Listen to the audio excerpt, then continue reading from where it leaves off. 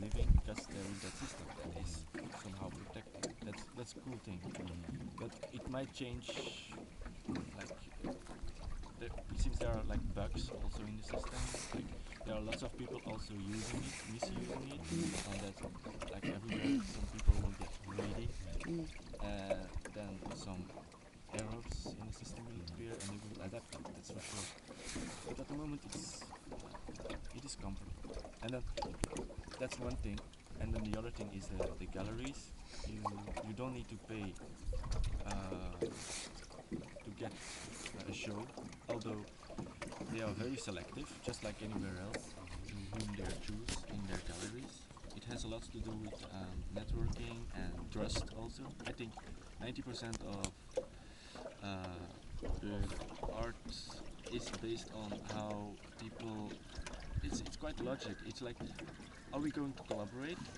And that means, are you a good person also in which you can build on? And since art is a process that constructs through time, they need to have a good eye on who they are taking in and are going to support, and because it's also their label, so they are very keen in who they are promoting.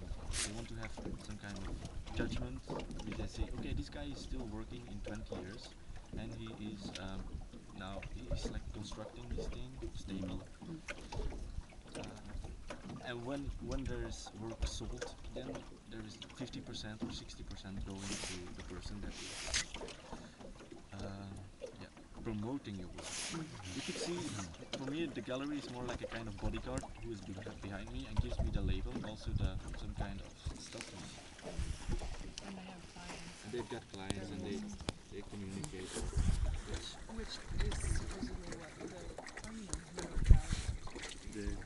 Well, they You just can get into it. right. Well, they just end up becoming stores and selling commodities and products to, you know, with it's the techniques. And right. You know, back in the '80s when you could invest in artwork, when it became a commodity, and it wasn't just about appreciation of having something beautiful or fantastic that someone created. It was, I'm going to buy this and put it in the storeroom and wait for the value to go up, and then I'm going to sell it because it becomes just a piece of material.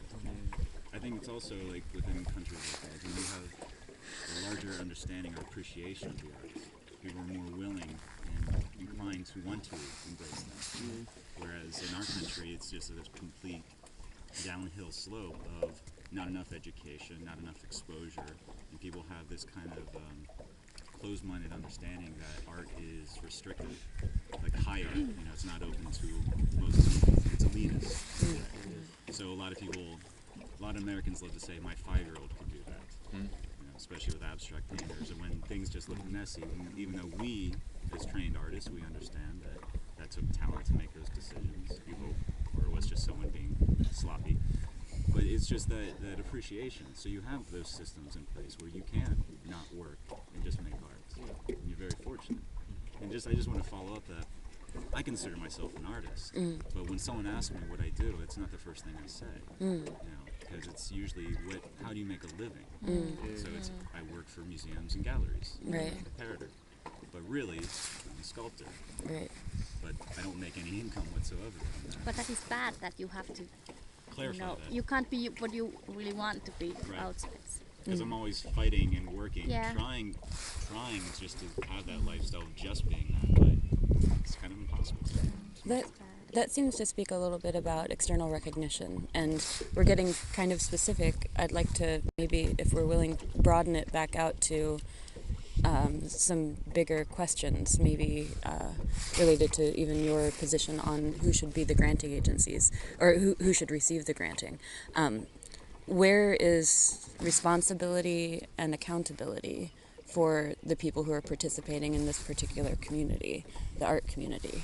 In the U.S., the responsibility falls to the artist. Ultimately, the accountability falls to the artist as well. It's very much eliminating any liability for the exhibiting agencies.